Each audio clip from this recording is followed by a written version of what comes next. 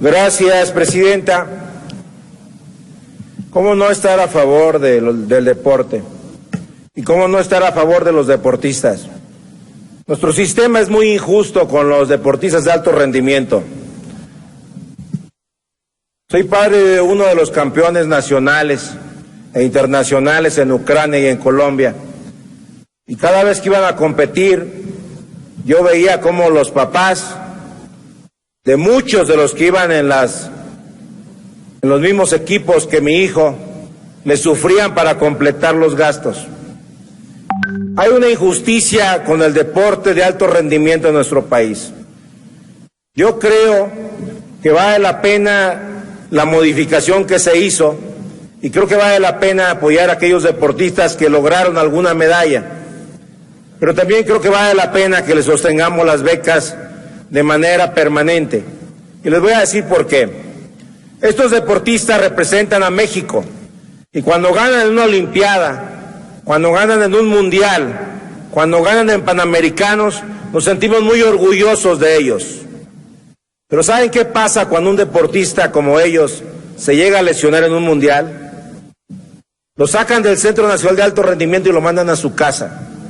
No hay gastos médicos, no hay seguro social, no hay ISSSTE, no hay un sueldo que pueda resolver sus problemas económicos por parte del Estado. No hay un seguro de vida si llega a morir en la práctica del deporte o en una competencia mundial. No tienen derecho a Infonavit, no tienen derecho a FOBISSSTE. Un deportista de alto rendimiento en nuestro país se dedica a solo esto, no tiene acceso a nada de lo que tiene un trabajador del Estado. Lo que debería hacer el Estado es ver que estos deportistas que representan orgullosamente a nuestro país sean considerados trabajadores del Estado y pudieran tener todos los beneficios que tiene cualquier persona que trabaja para el gobierno. Es muy lamentable lo que pasa con los deportistas de alto rendimiento en nuestro país. El día que les pasa algo en una competencia, si ganan les aplaudimos. Si tienen una medalla nos sentimos orgullosos. México en el medallero. Pero ¿qué pasa si se lesionan? ¿Quién se acuerda de ellos cuando están en su casa y sus papás tienen que cubrir los gastos médicos porque no hay IMSS, no hay ISSSTE, no hay seguros particulares, no hay sueldos, no hay Infonavit? Jamás van a tener una casa que pueda financiar el Estado. Necesitamos hacer más por ellos. Este es un avance, por eso estoy a favor, porque creo que si reciben una medalla deben de tener un apoyo vitalicio, pero podemos hacer mucho más. Yo los invito a que reflexionemos sobre este tema. Vale la pena conservar a pesar de que el diputado quiera volar, vale la pena que volemos por México, que volemos y logremos esas medallas que tanto necesita nuestro país, pero sobre todo que haya un gran reconocimiento, no solo en lo social y no solo en lo mediático, sino en lo económico. Por eso estoy a favor y votaré a favor de la reserva.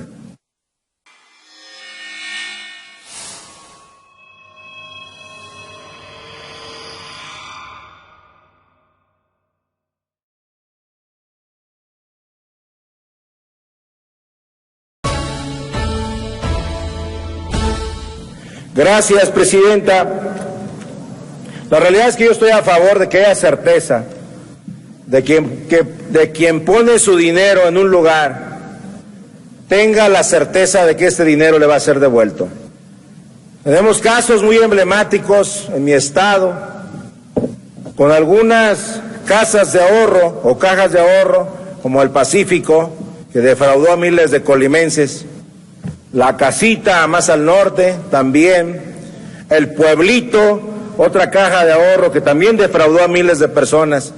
Y qué mejor que tener la certeza de que si vas a ahorrar, y sobre todo en las cajas de ahorro, ahorran las personas que menos dinero tienen. Tenemos que darle esa certeza y por eso estoy a favor. Pero también aprovecho para hacer la siguiente reflexión. Esa ventaja no la tuvieron nuestros compañeros migrantes.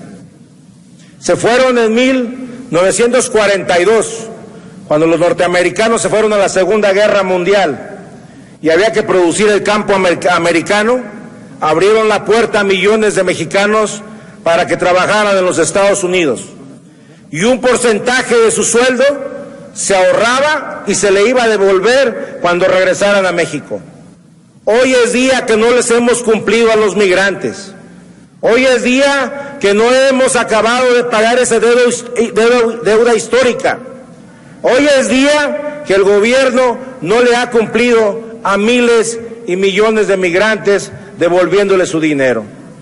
Cuando venga la votación en lo particular, en este tema, yo le quiero pedir a los compañeros de Morena que además de FIPAGO, vean, analicen la posibilidad de apoyar a nuestros amigos migrantes. Sé que muchos no han tenido la experiencia de cruzar la frontera. Yo la crucé a los 7 años, 39 horas por el desierto con un bule de agua.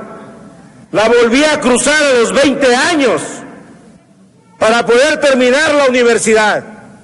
Trabajé en los Estados Unidos de mojado. Estuve lavando platos, estuve en el field, estuve cortando uva, estuve lavando platos y carros para sobrevivir. Hagámosle justicia a quienes se van. Tiene una pregunta, diputada. Presidenta, solicito que se suspenda el tiempo en el reloj para que la diputada haga la presidenta. Diputada y diputados, atentamente solicito, como en otras ocasiones, que se preste atención y respeto a quien hace uso de la tribuna. Adelante, diputado Preciado. Diputada, nomás no me grite, por favor. Por eso me vengo a la Cámara, para evitar los gritos. Le reitero, diputado Preciado, que los diálogos en este recinto no están permitidos, como bien conoce usted al presidir la Comisión de Régimen y Prácticas Parlamentarias. Me disculpo, Presidenta, y solicito que mi comentario se retire del diario de los debates. Así será, diputado. Gracias, Presidenta. Adelante, por favor. Solicito a los diputados, que son la mayoría, que además de apoyar el FIPAGO, recuerden que hay miles y millones de mexicanos que fueron a dar su vida a los Estados Unidos, que ahorraron su dinero, que quedó en el gobierno y que lamentablemente al día de hoy no se los hemos devuelto. Hagamos ese ahorro, devolvámeselos, entreguémoselos. Hagamos justicia a miles de mexicanos que, como yo, tuvieron que pasar la frontera por Nogales, en la cajuela de un carro, 12 horas a 48 grados en el desierto de Arizona. Hagámosle justicia a quienes nos hemos ido al norte a buscar un futuro mejor para nuestras familias.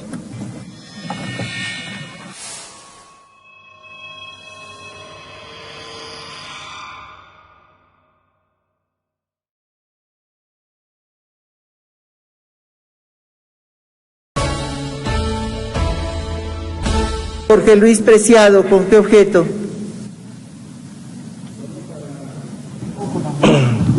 Solo para una precisión de práctica parlamentaria. Yo creo que son dos momentos procesales en términos de práctica. El primer momento es cuando se discute si se acepta la discusión, y el segundo momento es el resultado de la discusión. Durante la discusión, por supuesto, no puede haber un todo o nada.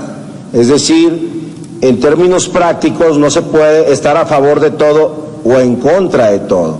Yo creo que en ese sentido el planteamiento que hace el diputado Mario Delgado es correcto. Es decir, yo creo que sí, como lo hicimos en la discusión anterior, cuando modificamos el tema de los deportistas, creo que sí vale la pena considerar, por la magnitud del tema, yo creo que sí vale la pena considerar la posibilidad que establece el 104, estoy haciendo una extrapolación de las discusiones de dictámenes en función de la discusión de reservas, para que pudiera ser una votación diferenciada o por párrafos o por incisos o por planteamientos distintos, porque si estamos a favor de una parte, pero no del todo.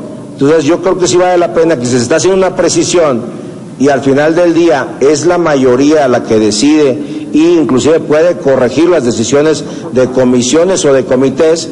Creo que valdría la pena que se valorara la posibilidad de que en este caso pudiera discutirse la modificación en términos parciales. Si la mayoría decide que no, pues obviamente no se podría hacer nada, pero si la mayoría de este Congreso decide que puede ser correcto, no habría ninguna forma de impugnar el procedimiento al que seguramente usted está sujeto y lo ha hecho correctamente.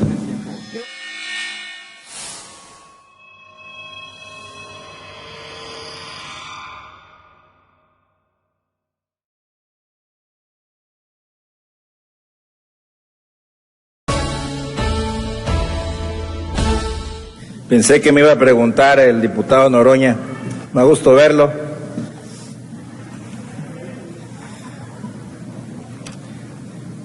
Me da gusto que quien me antecedió en el uso de la palabra le gusten las encuestas, porque luego manejan las encuestas de otros o la calificación presidencial como si fuera la propia. Ahí nos avisa cómo le fue en la encuesta que hizo Morena para la presidencia nacional.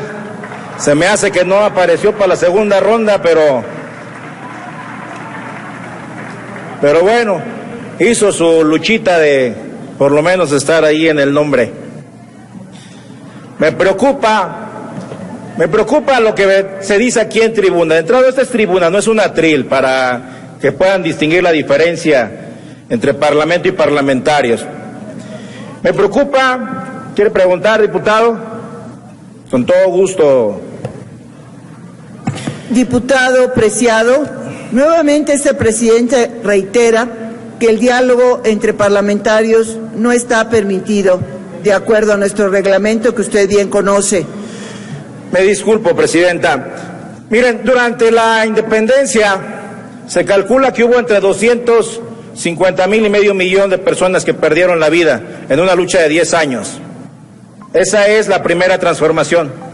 En la segunda transformación fue las leyes de reforma junto, por supuesto, con la intervención francesa en 1863 y la Constitución de 1857 de Benito Juárez, siendo el presidente Comonfort quien mandó la iniciativa a la Cámara en 1856. Y ese movimiento más o menos dejó unos 300,000 muertos. Y la tercera transformación fue la revolución. Y eso se calcula entre 1 millón y 2 millones de muertos. Qué pena que en la cuarta transformación se asusten porque les tomaron la tribuna. Resulta que se están comparando con Juárez, con Hidalgo, con Madero. Y se asustan porque la oposición protesta válidamente por el atropello que le iban a hacer a los niños con cáncer. Les preocupa que les hayan gritado que están dejando sin dinero en lo más sentido que tiene el pueblo de México, que es la salud. Aceptamos de buena gana que se retire lo que planteó aquí el diputado. Lo que no aceptamos es que amenacen con reformar la ley para después dejar sin dinero a los niños con cáncer. Eso no se puede hacer porque además las señoras que estaban aquí afuera siguen allá afuera y sus niños siguen enfermos y siguen con cáncer. No los tengan amenazados que van a modificar la ley para quitarles ese dinero. No los tengan amenazados para decirles a las señoras que si no se van, sus niños no van a recibir este tratamiento. Me preocupa que digan aquí que lucharon muchos años por la democracia. No los vi en el movimiento de Chihuahua en el 86. Andrés Manuel seguía en el PRI. No los vi en el Frente Democrático Nacional del 88, marchando al lado de Cuauhtémoc Cárdenas. No recuerdo haberlos visto hasta hace 4 años que abandonaron el PRD para hacer este nuevo partido. No vengan aquí a hablar de una historia que no conocen. Nunca pelearon por órganos electorales libres, porque el INE fuera ciudadano. No estuvieron en la lucha que dio el PAN para que hubiera un tribunal electoral.